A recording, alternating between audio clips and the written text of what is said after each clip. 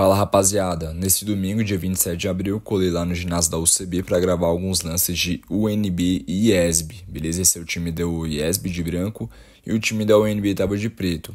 O jogo pelos Jogos Universitários do DF Futsal Masculino. Tava com a camisa do IESB por conta que tava credenciado pela Federação do Esporte Universitário do DF. Eles pediram para mim identificado, fiquei com alguns lances.